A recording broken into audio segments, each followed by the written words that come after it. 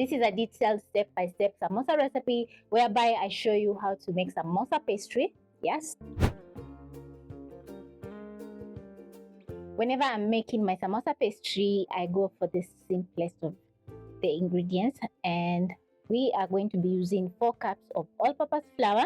This is a big batch of samosa pastry, and also I have 1.5 cups of cold water.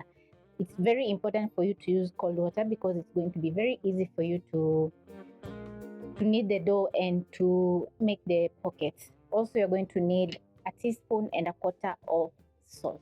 So we're going to add in water to our flour gradually, and I'm going to be mixing using a spoon until a dough is formed.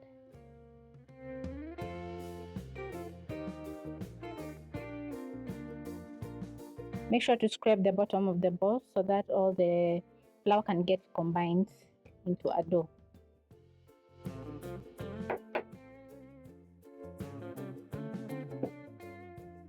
And once I have a shaggy dough just like this, I'm going to go in with my hands and knead for around 2 minutes.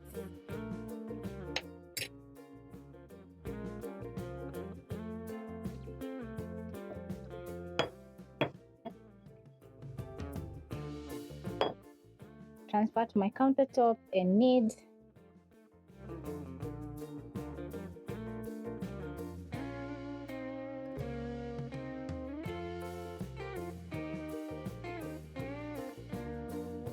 And after kneading for 2 minutes, this is how your dough is supposed to be looking.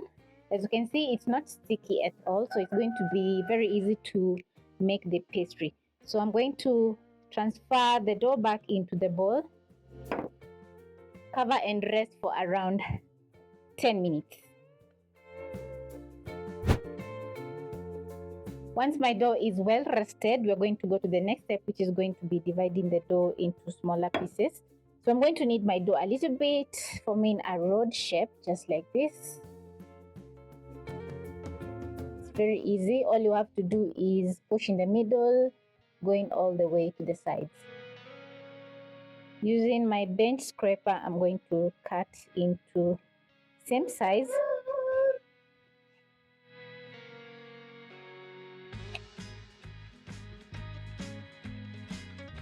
Just like that.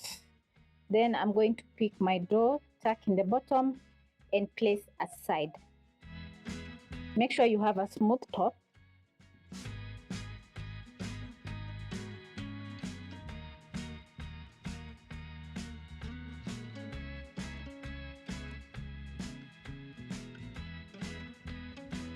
Your dough shouldn't be too soft because it's going to give you a hard time when making the pastry. And because I'm done and I have around 13 pieces of dough, I'm going to be stacking in trays. So you're going to need some cooking oil. I'm going to place the dough aside. Cooking oil, a kitchen brush, and your rolling pin together with some extra all-purpose flour. I'm going to pick one piece of dough, spread a little bit of flour to my working surface.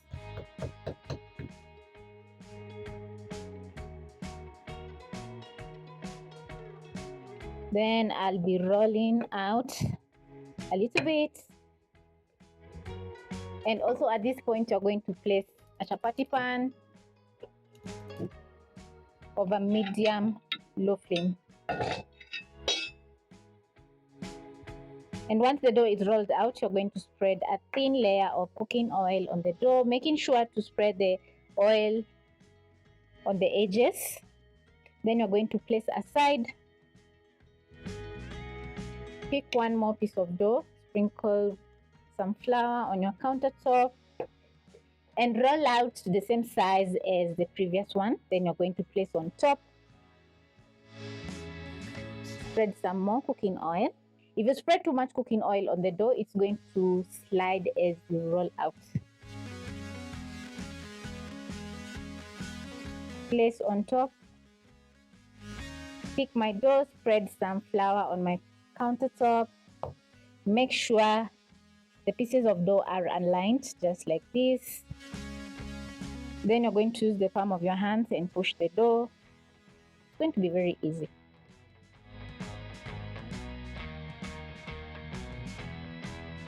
Then using a rolling pin, you're going to press on the dough, flip,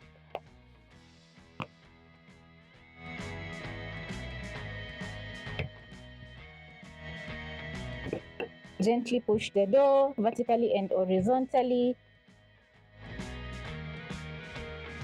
As you can see, I'm not using a lot of effort when pushing the dough. So all you have to do is make sure that you push so that the dough can spread into a thin layer.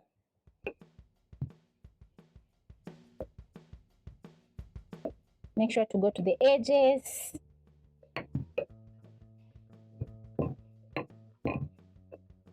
And once done, I'm going to transfer to my hot pan.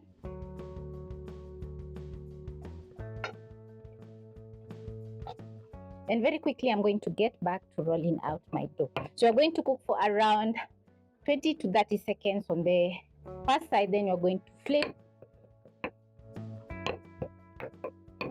You can see as the dough is cooking, it's going to change the color on top.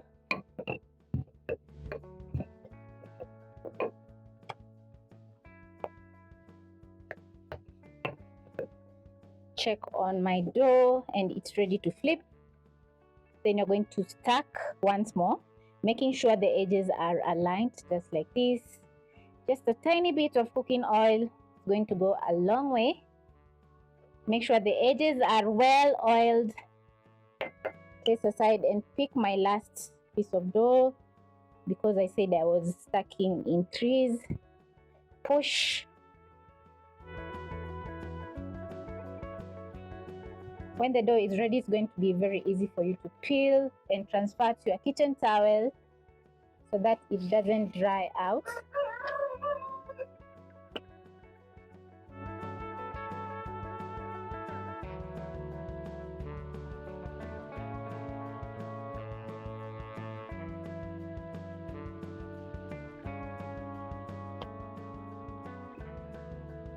Once more, you're going to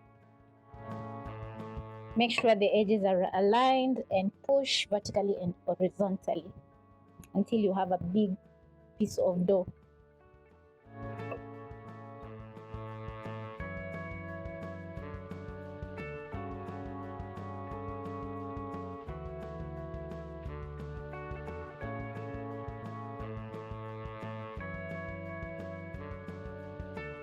Once done, you're going to transfer your dough to your hot chapati pan and cook for around 20 to 30 seconds. Flip and let the other side cook once more.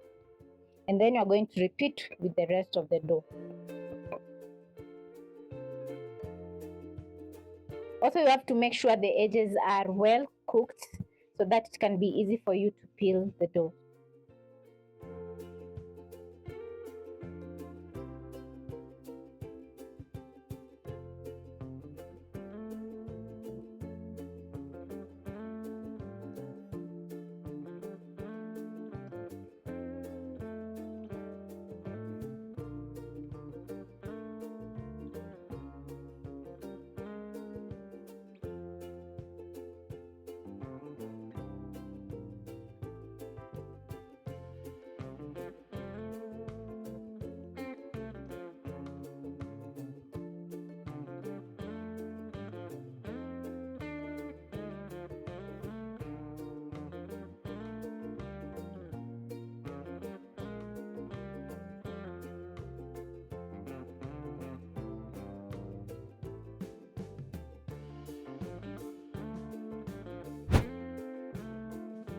We are done with the first step. So the second step is going to be cutting out the samosa strips.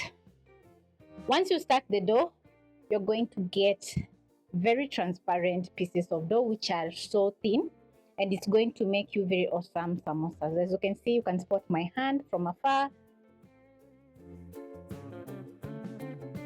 So this is what we are looking for. So I'm going to transfer to my countertop. And for this step, you're going to need a ruler. I have a flexible one and a knife. You're going to make sure all the pieces of dough are aligned so that it can be easy for you to cut out the pastry.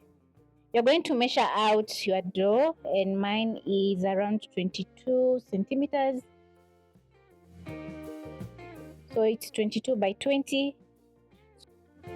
So I'm going to be cutting into 6 centimeter strips.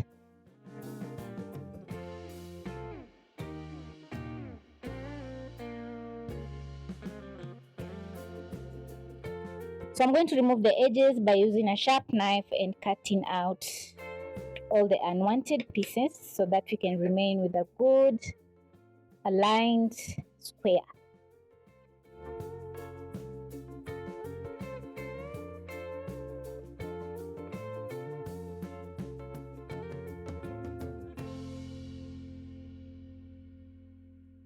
And now we have a square that we're going to be working with. So as I said, we're going to be cutting into 6 centimeters. So I'm going to mark using my knife, just like that.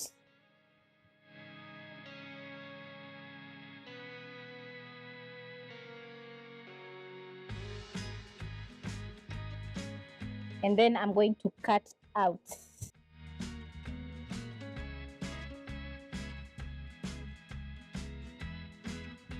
Make sure you cut all the way down.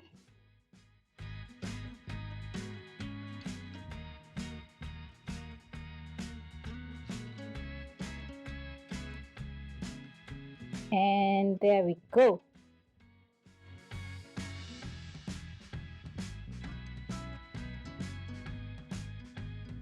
Once you're done, this is how your samosa strips are going to be looking like, and as you can see, they're looking so gorgeous and they're thin.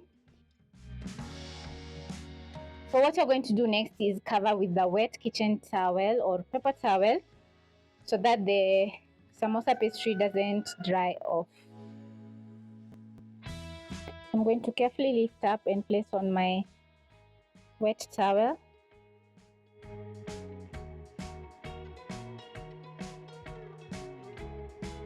Wrap it up and place aside.